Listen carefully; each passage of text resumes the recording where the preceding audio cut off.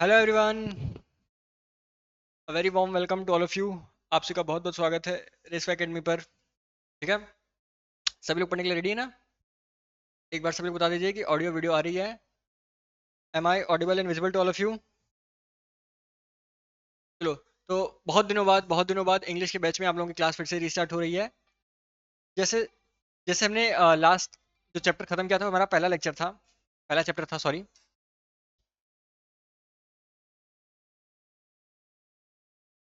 तो उसके बाद सेकंड चैप्टर हम चालू कर रहे हैं जिसका नाम क्या है? Vectors, chapter number 2। And the name of the chapter is vectors. ठीक है, first chapter was all about measurement. पहले चैप्टर में हमने पूरा पूरा मेजरमेंट पढ़ा था, अच्छे से समझ गए थे कि मेजरमेंट क्या होता है, मेजरमेंट की टेक्निक्स क्या क्या होती हैं, सारी चीज़ें कैसे होती हैं। अब इसके बाद हमारा जो चैप्टर नंबर 2 होने वाला है वो किसके ऊपर बेस होगा? वो वेक्टर्स के ऊपर बेस होगा। अब वेक्टर्स क्या क्या होते हैं इसकी बात करेंगे आज के इंट्रोडक्टरी वीडियो में। आज हम अपने चैप्टर 2 का इंट्रोडक्शन लेंगे, जानेंगे वेक्टर्स क्या क्या होते हैं, वेक्टर्स को कैसे रिप्रेजेंट किया जाता है, और वेक्टर्स का क्या काम होता है हमारे फिजिक्स में। जब आपने जब आपने इससे पहले वाली चैप्टर पढ़ी थी यानी मेजरमेंट पढ़ा था, उसमें आपने क्या पढ़ा था कि क्वांटिटीज। अब शुरू करते हैं चैप्टर। ठीक है, आपने पढ़ा था क्वांटिटीज होती हैं। ठीक है, एक मिनट रुक जाइए। आपने पढ़ा था क्वांटिटीज होती हैं। ठीक है, what are quantities? Anything that can be measured, anything any property of a substance that can be measured is known as quantity. इस क्वांटिटीज में बहुत सारी चीज थी। जैसे एक लेंथ था हमारा, जैसे फॉर एग्जांपल वेट था, जैसे फॉर एग्जांपल फोर्स था, जैसे एग्जांपल डेंसिटी थी। All these are quantities. ठीक है, जिनसे क्या कहते थे, हम क्वांटिटीज कहते थे।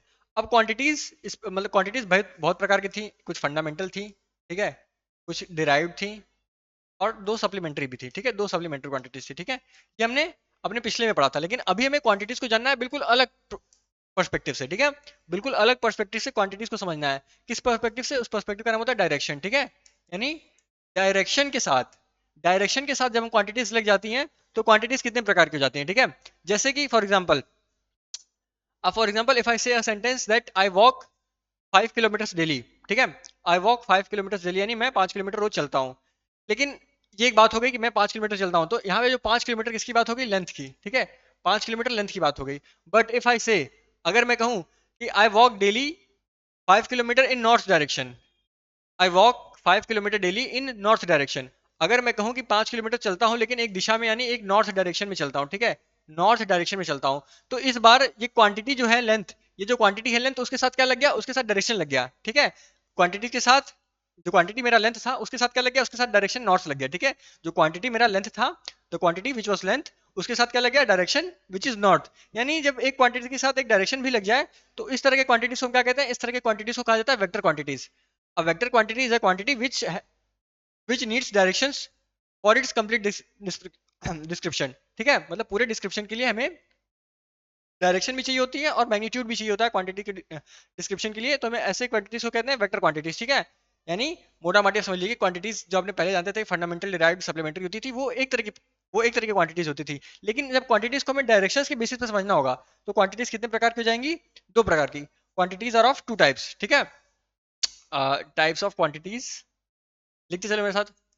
Types of quantities based on direction.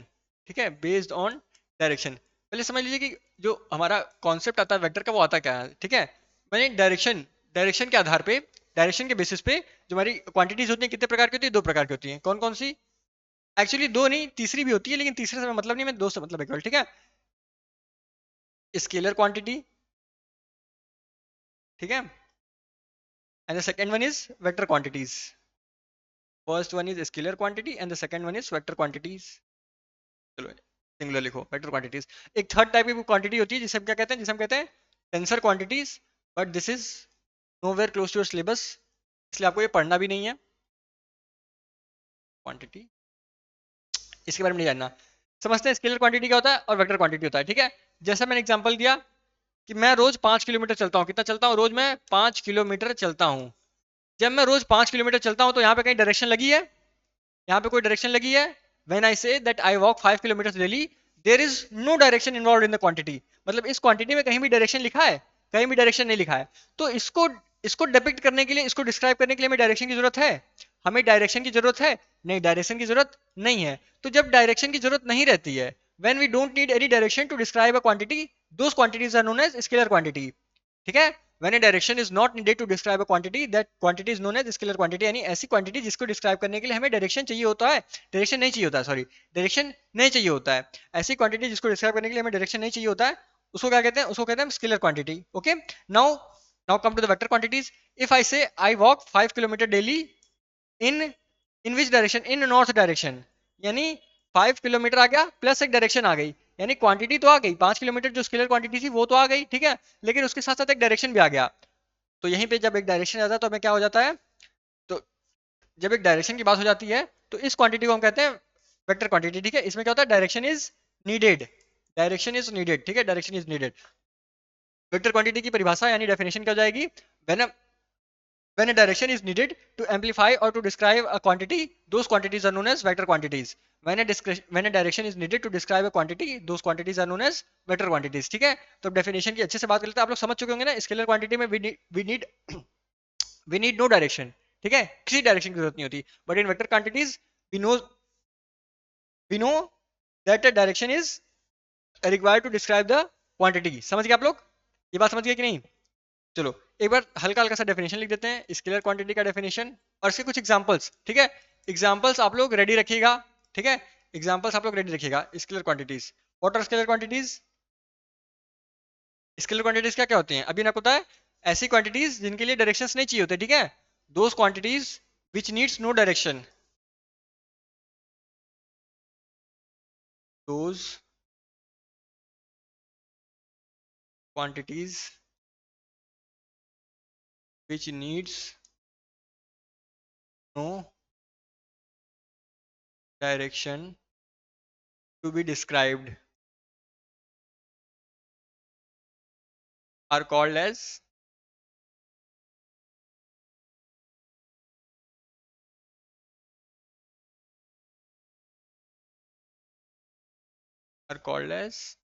Scalar quantities, ठीक है।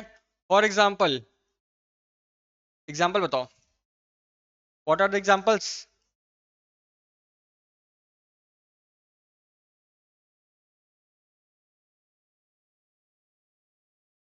फर्स्टली, सभी को पता है कि मास कैसी क्वांटिटी होती है? मास यानी किसी का मास, किसी भी ऑब्जेक्ट का मास, किसी भी ऑब्जेक्ट के अंदर मैटर कितना है उसको मास कहते हैं। तो किसी के अभी मास क्या होता है? हमारा कौन सा क्वांटिटी होता है बताओ?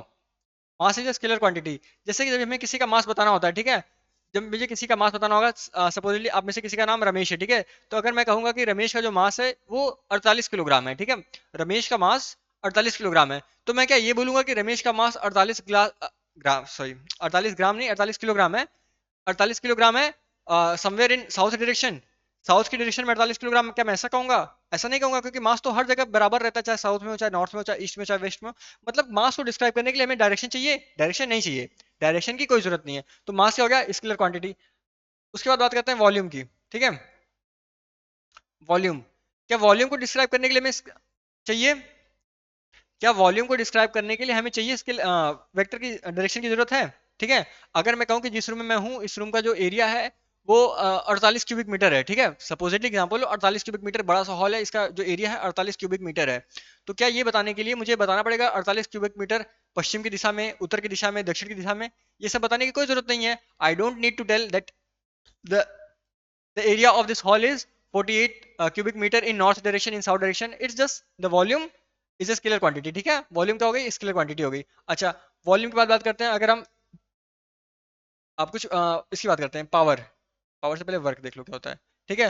What is work? Work is a scalar quantity, ठीक है। What is energy? Energy is a scalar quantity. What is power? Power is a scalar quantity. What is electric current? Electric current, electric current is a scalar quantity, okay। Now what is temperature? Temperature is a scalar quantity. What is distance?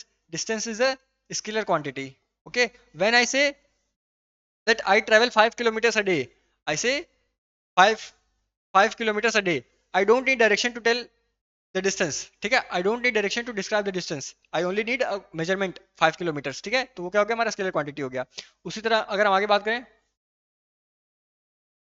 Speed, ठीक है, all these are examples of what, scalar quantities, all these are examples of scalar quantities, ठीक है। Now coming next to vector quantities, our most important topic, what are vector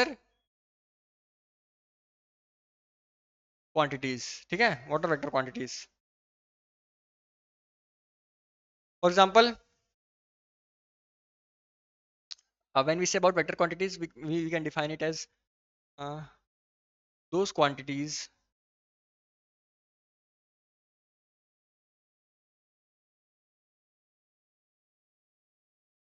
which require directions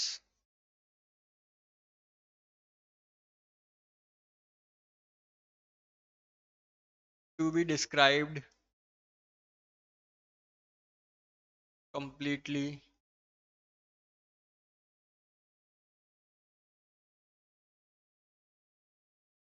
are called as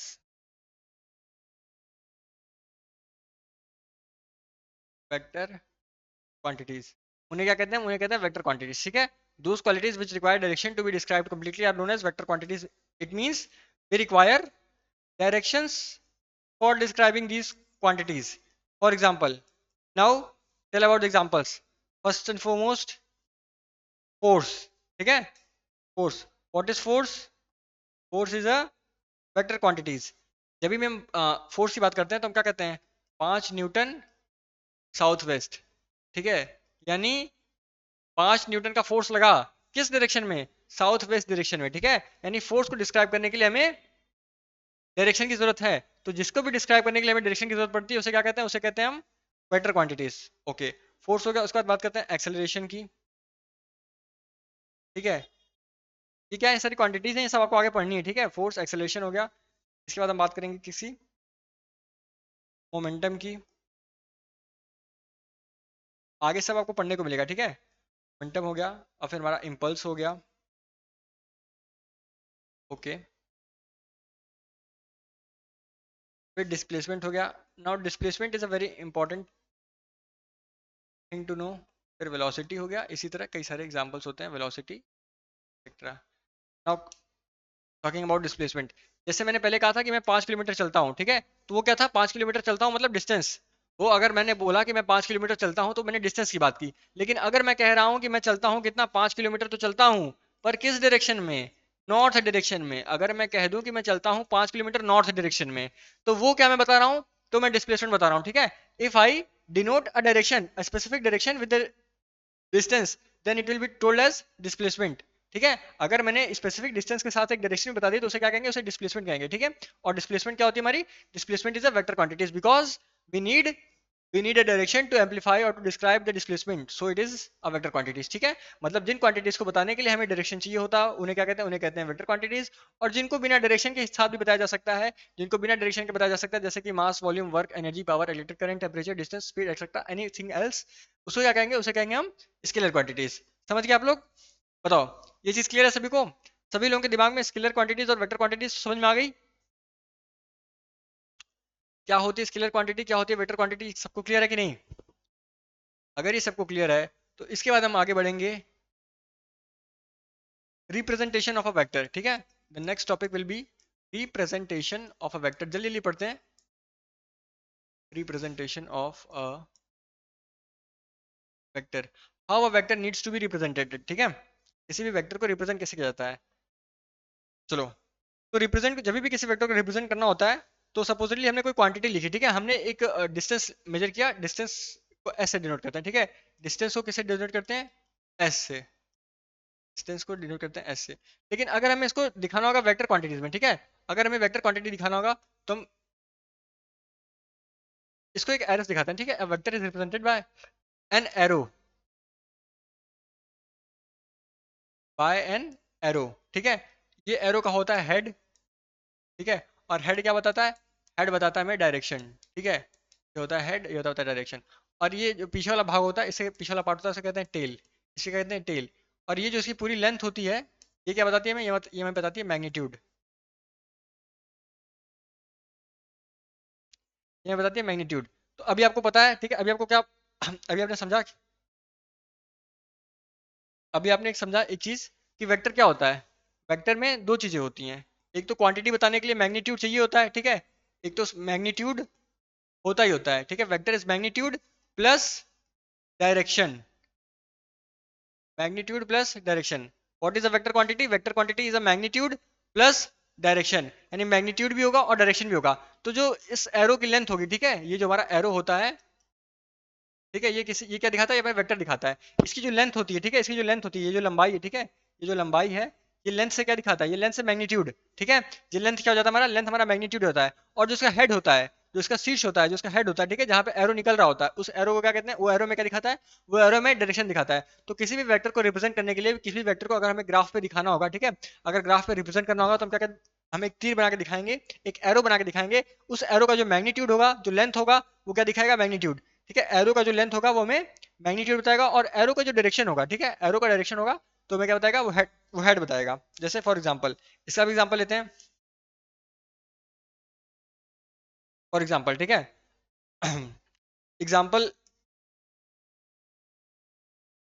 अगर हमें दिखाना है 5 Newton, sorry F Newton लिखा, 8 Newton force, ठीक है, इन waste, यानी जो वेस्ट डायरेक्शन है उसमें दिखाना है 5 न्यूटन फोर्स, ठीक है।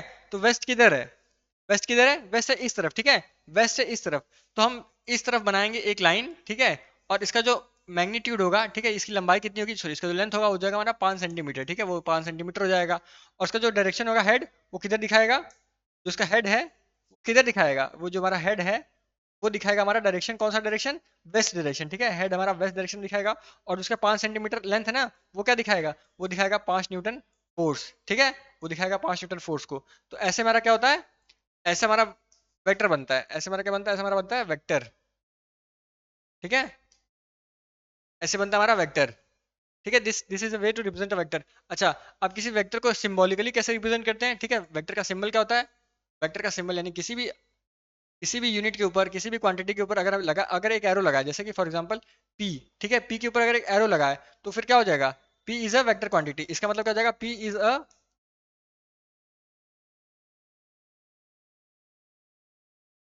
अगर पी के ऊपर एक एरो लगा है तो क्या हो जाएगा, उसका मतलब P is a vector quantity, ठीक है। अगर पी के ऊपर एक भी एरो लगा है तो आप क्या समझेंगे, इसका मतलब P is a vector quantity. समझ गए, बताइए, समझ गए कि नहीं ये चीज, P is a vector quantity. तो ये थी अब वेक्टर के रिप्रेजेंट करने के तरीके, ठीक है, वेक्टर को ऐसे नोटेशन दिया जाता है, वेक्टर, वेक्टर को ऐसे नोटेशन दिया जाता है, ये सब चीजें बताने की क्या होती हैं, तरीके होते हैं, ठीक है। इसके बाद अगर हम अपना अगला टॉपिक शुरू करेंगे तो क्या होगा, अगला टॉपिक हमारा हो जाएगा वेक्टर, समझ गए आप, स्केलर क्वांटिटी समझ गए, वेक्टर क्वांटिटी समझ गए। अब वेक्टर क्वांटिटी के बाद हमारा अगला जो टॉपिक आ जाएगा हो जाएगा टाइप्स ऑफ वेक्टर, ठीक है। टाइप्स ऑफ वेक्टर आज पढ़ते हैं।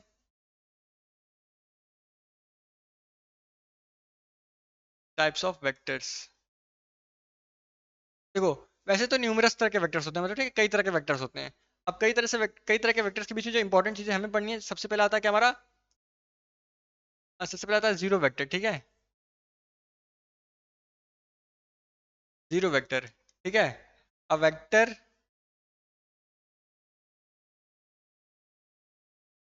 whose magnitude is जीरो, इसे क्या कहते हैं, हम इसे कहते हैं जीरो वेक्टर। यानी अगर वेक्टर ए है कोई और इसका मैग्नीट्यूड क्या है, इसका मैग्नीट्यूड जीरो है, तो ये जो वेक्टर ए क्या कहलाएगा हमारा, वेक्टर ए जीरो वेक्टर कहलाएगा, ठीक है, वेक्टर ए जीरो वेक्टर कहलाएगा। अच्छा, यहाँ पे जहाँ पे आपने नोटेशंस लिखी ना, यहाँ पे एक दो चीज और लिख लो कि मॉड ए का मतलब क्या होता है, मॉड पी का मतलब क्या होता है, मैग्नीट्यूड, इसका मतलब होता है मैग्नीट्यूड, ठीक है, ये वेक्टर हो गया और ये मैग्नीट्यूड हो गया। ये जब भी मॉड के अंदर आएगा ना तो उसका मतलब होता है मैग्नीट्यूड। तो a vector whose magnitude is zero, ठीक है, जीरो वेक्टर हो गया। अच्छा, इसके बाद बात करते हैं यूनिट वेक्टर, ठीक है।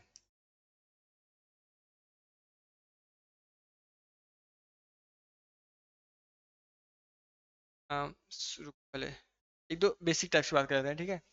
बेसिक टाइप्स, जैसे मेरा पहला जाता है इक्वल वेक्टर्स, कहाँ गया, दूसरा जाएगा हमारा equal vectors,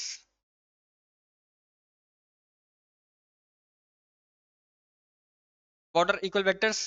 When two vectors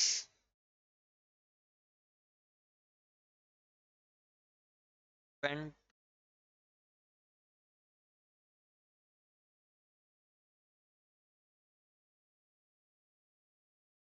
when two vectors are equal in magnitude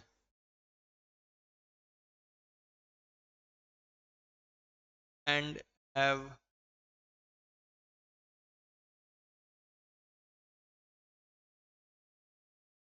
the same direction, they are called as equal vectors. ठीक है, उन्हें क्या कहते हैं? Vectors, equal vectors. तो फॉर एग्जांपल ये हमारा एक वेक्टर ए हो गया और ये हमारा वेक्टर बी हो गया। ठीक है, तो वेक्टर ए का मैग्नीट्यूड इन दोनों का बराबर है, और वेक्टर बी, ये वेक्टर ए हो गया। ठीक है, वेक्टर ए, और ये हो गया हमारा वेक्टर बी।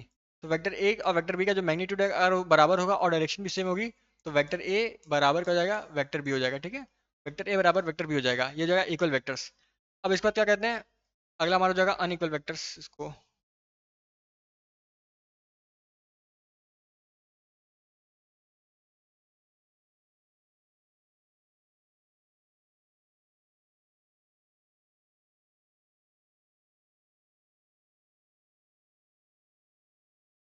अब जरा अगला टॉपिक हो जाएगा, वो हो जाएगा अनइक्वल वेक्टर्स। ठीक है, अनइक्वल वेक्टर्स। अनइक्वल वेक्टर्स में हो जाए क्या? या तो किसी एक की direction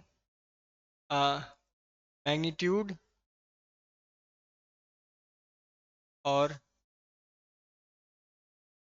directions, magnitude and directions of the vectors are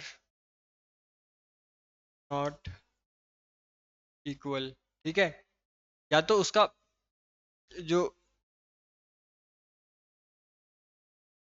ये हमारा वेक्टर ए मान लो और ये मान लो वेक्टर बी। ठीक है, इनका क्या है? इनका मैग्नीट्यूड इक्वल नहीं है। ठीक है, अगर ऐसा भी हो सकता है कि मैग्नीट्यूड इक्वल हो लेकिन डायरेक्शन इक्वल ना हो, तो इन दोनों केस में क्या हो जाएगा? Vector A will not be equal to vector B. ठीक है, ये हो जाएगा अनइक्वल वेक्टर्स। बात करते हैं ऑपोजिट वेक्टर्स। ऑपोजिट वेक्टर्स क्या क्या होते हैं?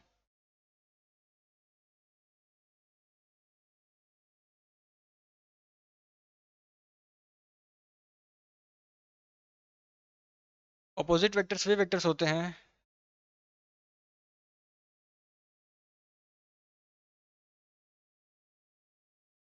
those vectors which have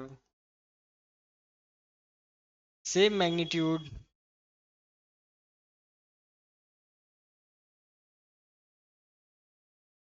but opposite directions, but opposite direction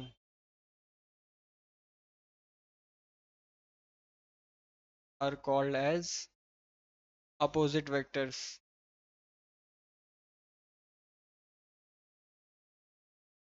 जैसे ये मान लो वेक्टर ए हो गया हमारा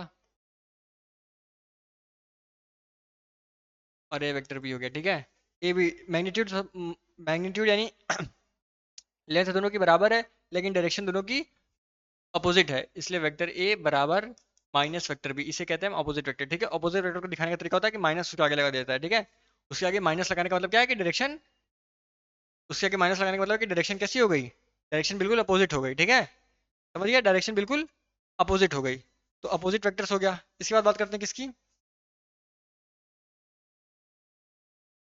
कोलिनियर वेक्टर्स। समझते जाओ, कुछ इसमें बहुत विशेष नहीं है समझने लायक। ठीक है, बस छोटे छोटे टॉपिक्स हैं, छोटे छोटे डेफिनेशन है कोलिनियर वेक्टर्स। कोलिनियर वेक्टर्स क्या क्या होती हैं? ये हमारा पॉइंट ओ हो गया, इधर निकला वेक्टर ए, इधर निकला वेक्टर बी, इधर निकला वेक्टर सी, इधर निकला वेक्टर डी, इसे कहते हैं कोलिनियर वेक्टर, यानी vectors that have a common point, ये कहते हैं कोलिनियर वेक्टर। ठीक है, कोलिनियर वेक्टर। इसका होता है conquer, concurrent vectors.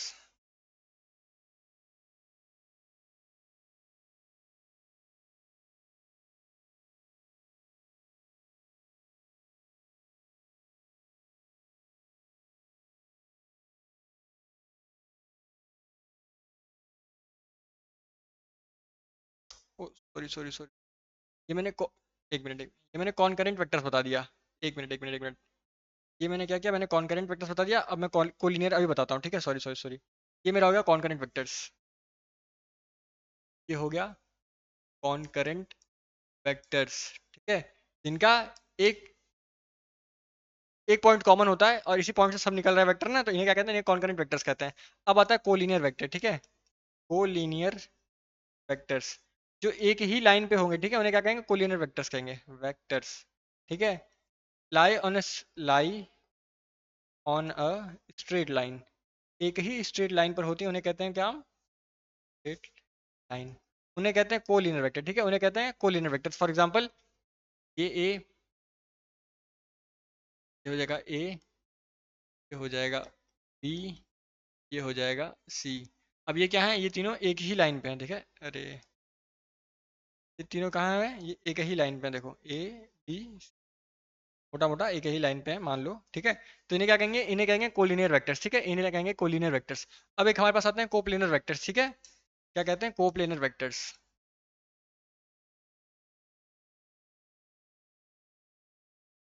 Coplanar vectors, ठीक है। समझ रहे हैं कोप्लेनर वेक्टर्स क्या होता है, vectors that lie on the same plane, ठीक है, vectors that lie on the same plane। For example ये वेक्टर ए हो गया, ये vector,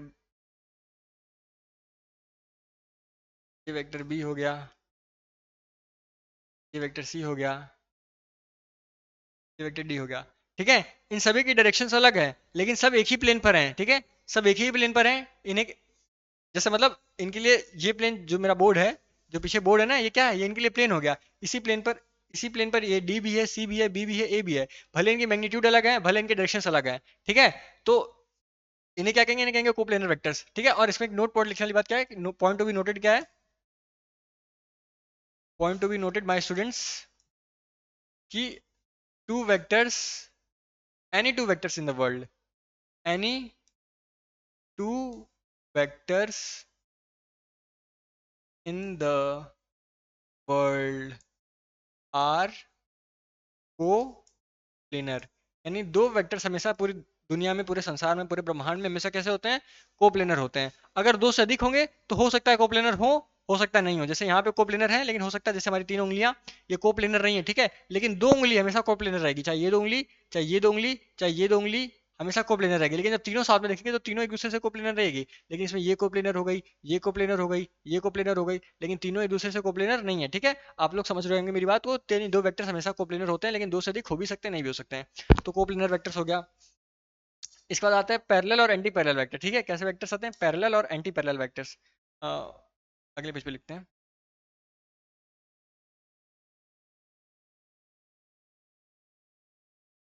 parallel and anti parallel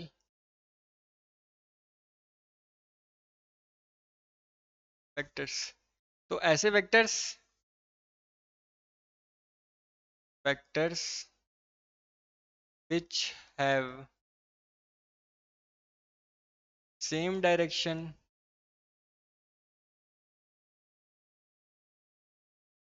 and same line of and parallel line of action and parallel line of action are parallel vectors, ठीक है। ये क्या कहेंगे, इन्हें कहेंगे हम पैरेलल वेक्टर्स। समझाता हूँ कैसे। देखो इसमें क्या क्या है कि डायरेक्शन सेम होनी चाहिए, मतलब ये इस डायरेक्शन में और ये भी इस डायरेक्शन में, और इन दोनों की जो लाइंस होगी, लाइन ऑफ एक्शन होगी, वो कैसे होनी चाहिए, पैरेलल। यानी दोनों की जो इनसे होकर ये जो लाइन जो होकर जाती है, वो एक दूसरे से क्या पैरेलल होनी चाहिए। तो ऐसे क्या कहलाएंगे, जो ऐसे वेक्टर्स होंगे वो क्या कहलाएंगे, वेक्टर ए और वेक्टर बी क्या हो जाएंगे, पैरेलल वेक्टर्स, ठीक है। वेक्टर ए और वेक्टर बी पैरेलल वेक्टर्स होंगे। लेकिन what is anti parallel vector, और एंटी पैरेलल वेक्टर वो होता है vectors which have parallel line of actions parallel line of action but are opposite in direction but are opposite in direction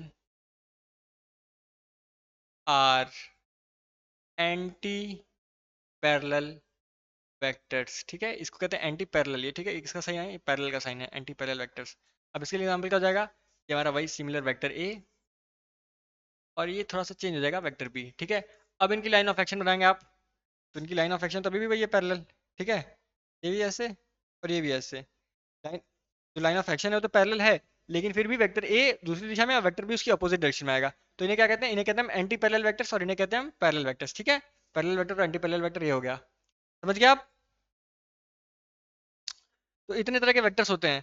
अभी मैंने आपको zero vector शुरू में बताया ही था। जो हमारा सबसे इंपॉर्टेंट होता है वो क्या होता है, वो होता है यूनिट वेक्टर। ठीक है, तो सबसे इंपॉर्टेंट होता है हमारा, वो होता है हमारा यूनिट वेक्टर। आइए बात करते हैं यूनिट वेक्टर की। What is unit vector?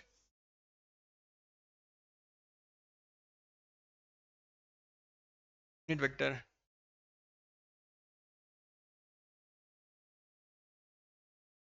Vector having magnitude as 1 या unit is called as unit vector. Unit vector का कॉन्सेप्ट समझो, देखो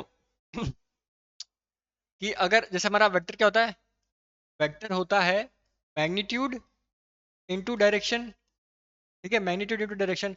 अगर हम मैग्नीट्यूड इनटू डायरेक्शन को मैग्नीट्यूड से भाग दे देंगे तो मैग्नीट्यूड मैग्नीट्यूड कट जाएगा, बचेगा क्या, केवल डायरेक्शन। ठीक है, बचेगा क्या, केवल डायरेक्शन। ये जो डायरेक्शन होता है यही हमारा क्या होता है, यही हमारा यूनिट वेक्टर होता है। ठीक है, हमारा डायरेक्शन क्या होता है, ये यूनिट वेक्टर होता है। ठीक है, तो यूनिट वेक्टर का काम क्या होता है, यूनिट वेक्टर का काम होता है, इसका काम क्या होता है, इसका एप्लीकेशन क्या क्या है, इसका काम होता है, इसका एप्लीकेशन क्या क्या होता है, इसका एप्लीकेशन होता है डायरेक्शन बताना। ठीक है, टू डेमोन्स्ट्रेट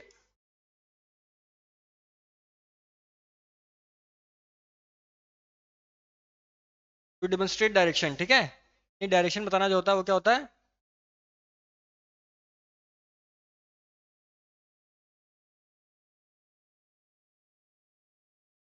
ये इसका काम होता है। अच्छा, यूनिट वेक्टर को लिखते कैसे हैं, देखो यूनिट वेक्टर को लिखते हैं किसी भी वेक्टर के ऊपर, ये हमारा वेक्टर है, इसके ऊपर एक कैप लगा देंगे। ठीक है, इसके ऊपर कैप लगा देंगे तो ये क्या हो जाएगा, ये हमारा unit vector A, unit vector A. ठीक है, ये यूनिट वेक्टर ए है। ये किसी के ऊपर भी कैप लगा देंगे तो क्या दिखाता है, वो हमारा यूनिट वेक्टर दिखाता है। यूनिट वेक्टर का फॉर्मूला क्या होता है, जैसे मैंने आपको क्या बताया, ए कैप,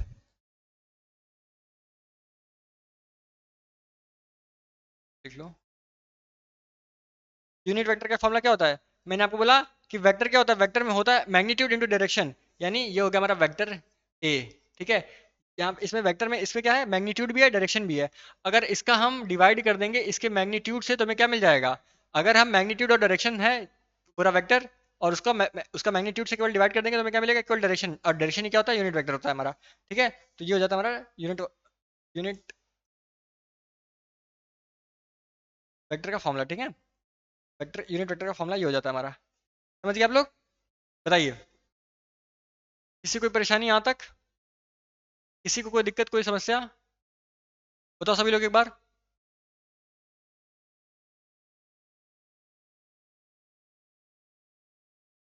बताइए,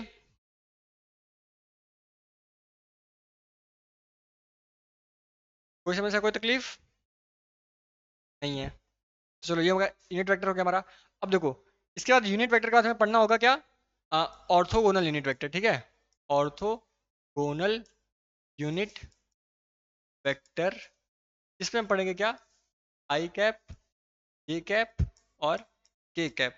इसके बाद मैं आपको बताऊंगा दो चार नियम, दो चार लॉज वेक्टर के, और फिर मैं बताऊंगा कार्टेशियन फॉर्म। तो हमारा अगला क्लास जो होने वाला है वो इन सब चीज़ों के ऊपर होने वाला है। ठीक है, कार्टेशियन फॉर्म अगला क्लास हमारा इन सब चीज़ों के ऊपर होने वाला है।